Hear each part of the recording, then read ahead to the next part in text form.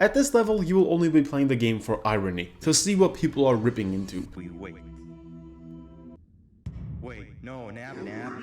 It saw success purely on the bandwagon it jumped on, that being the mascot horror boom a few years ago, with Bendy and the Ink Machine, Huggy Wuggy, and others. But unlike those games, Guardian of Banban is rough and poorly designed at every level, from AI to puzzles to copious glitches and tedious runbacks. You can just watch 5 minutes of a British twink going through the game whilst tweaking to see exactly what I mean. I can't even press escape. Is the game bugged? Half of the puzzles and corridors in this game are there, meaning to drag the runtime to 4 hours, so you can't refund it. Any game at this level you will most likely not enjoy for what it offers, but rather how you can inject your own enjoyment into it, which most likely comes down to laughing at how stupid it is. And how would you rate the fruitfulness of that interrogation? On a scale of 1. What is happening in this game, man?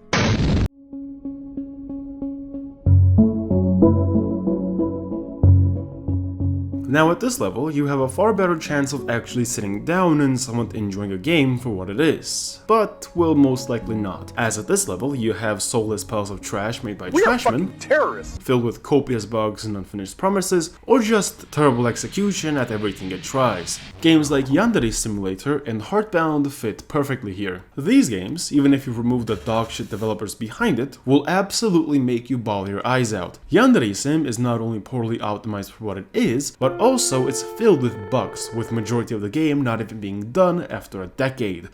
How do we make him, like, bald? Baldy. He's fucking baldy. Oh my god, he's so bald! It's the closest thing a game can be to a scam, whilst being somewhat functional. Others try to take the matter into their own hands, only to discover an absolute train wreck of spaghetti code. You can't. Heartbound, on the other hand, is a good example of a game trying to mimic the writing and the style of everything its name may remind you of, but that's all it is, a carbon-poor imitation on every single field. It tries to be story-heavy, tries to have intricate characters, cause that's the only appeal here, but it fails at that miserably, with terrible dialogue and abhorrent writing littering every step of the game. Only separation between these two in Banban is that Heartbound and Yandere Sim at least have some things you can actually respect and enjoy, whether that be art or the actual premise. Now, my definition of mid is something that severely falls short of what it could have been. It has good foundations, and that's about it. Artist Impact was that game for me. My first exposure to it was on Instagram Reels, and, well, I liked it. The style was bold but charming, the animations were crisp but dynamic, monsters reminded me of RPGs of the past, and character work was very solid. On Steam I saw great reviews, and, well, it disappointed me.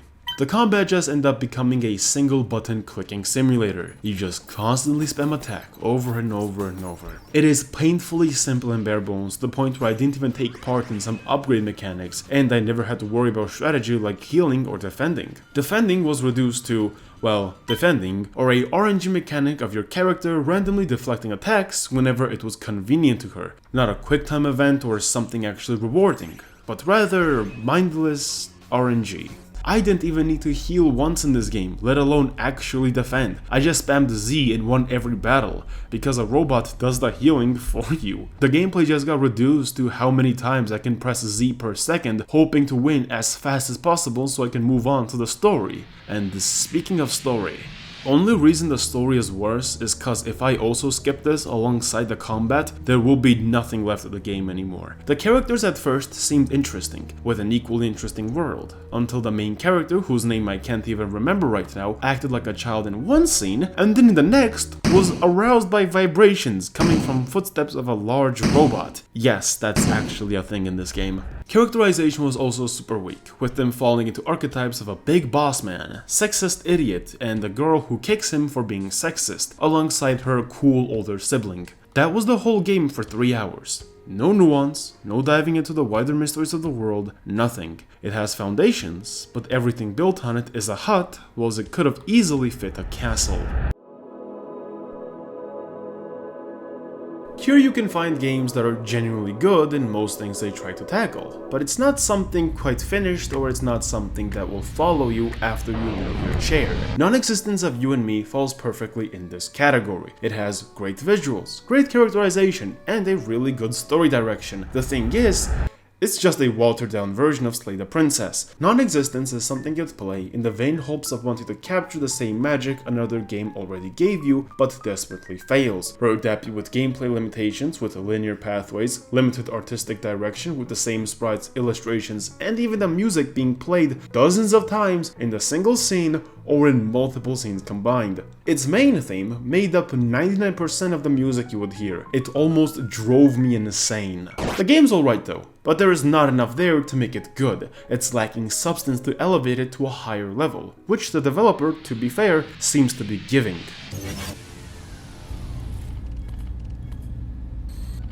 Now at this level, you'll find games that genuinely try to live up to everything their genre suggests, and mostly succeeds in living up to those expectations. They have plethora of gameplay options, unique styles, and even consideration for the player's money and time spent. But unfortunately, what separates good from great are major faults that hinder your ability to enjoy the game at its fullest, and in my eyes, an added hindrance here would be the game's unfinished state. Peripetia is the perfect example. It has plenty of levels, with still plenty more to come, but whenever you feel a lack of polish, it really stands out, alongside very questionable gameplay mechanics. An example, every level you can roam around in the hub area. There is not much you can do, but below you can enjoy a shooting range, with every single gun in the game being at your disposal. You can even spend your hard-earned, very limited cash on ammo. But guess what? You can't carry any of these weapons over in the next level, rather bought or stolen, meaning that you don't see most of these guns in action, while also limiting your gameplay options. Why doesn't Immersive Sim have this mechanic?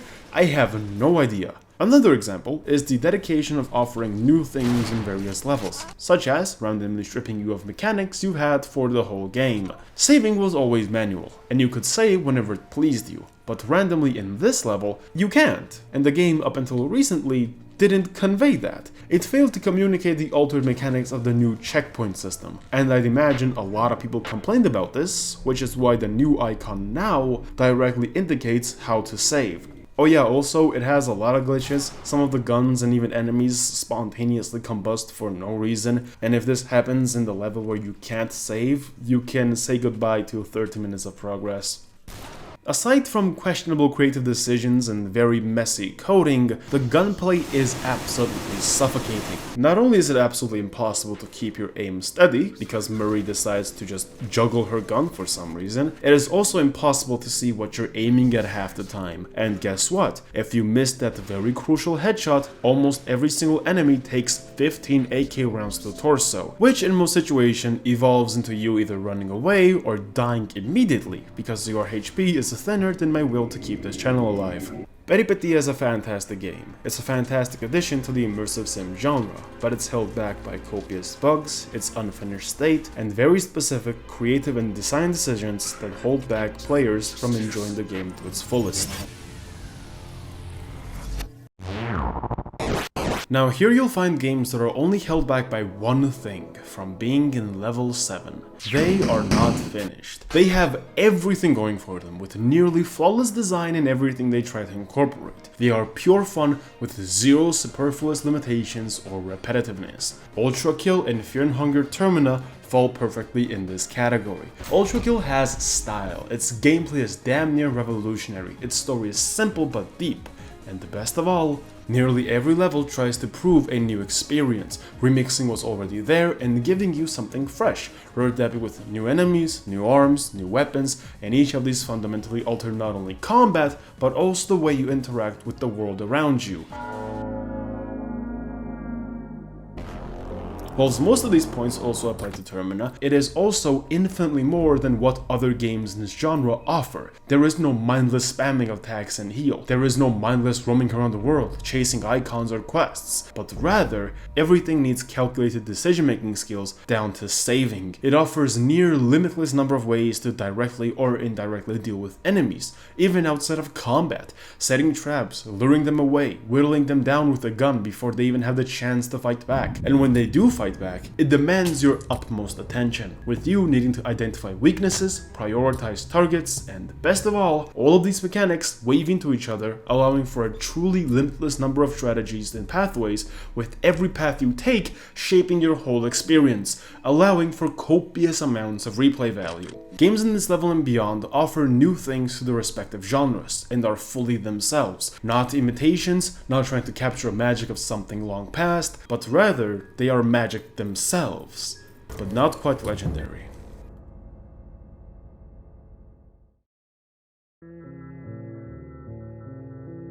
What counts as legendary? What could I possibly place here that tops Ultra Kill, Fear and Hunger Termina, or copious other games you may have in mind? Well, for me, what makes a game legendary is how long it lingers in my mind and how finished it is. What makes a game legendary is how it ruins every other game in the genre for me. After playing these games, they fundamentally alter the way I look at other games in the respective genres. It sets a new benchmark for every game that I'll play henceforth. I'll rank them based on the gold standard they represent for me.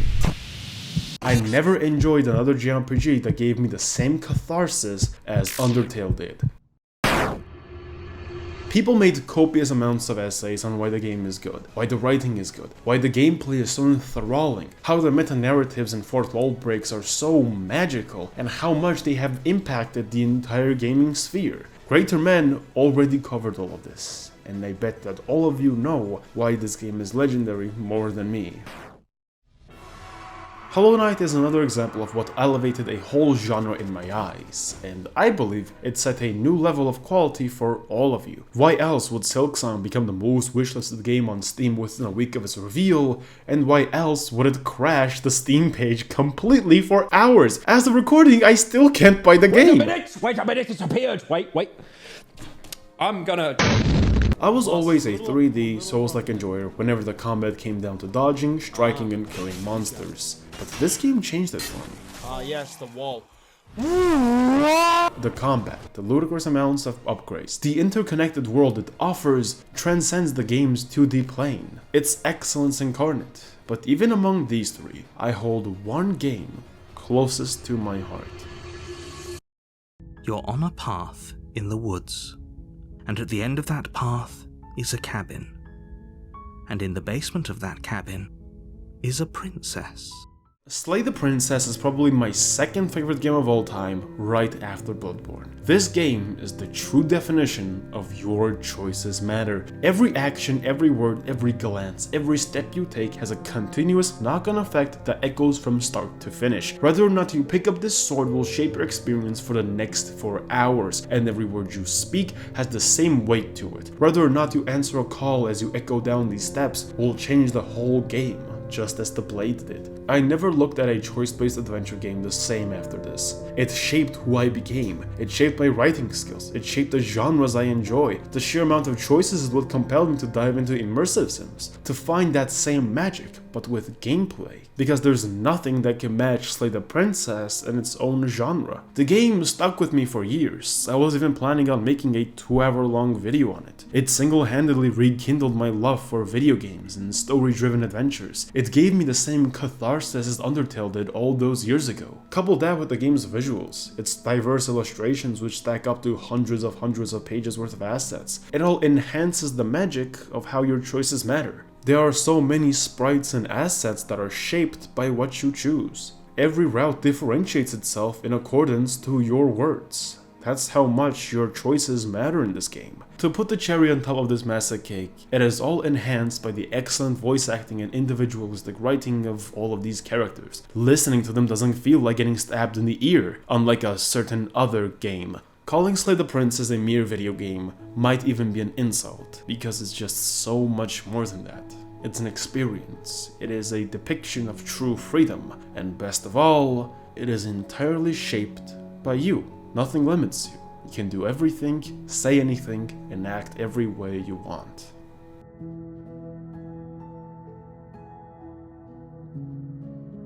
Oh, I love you too.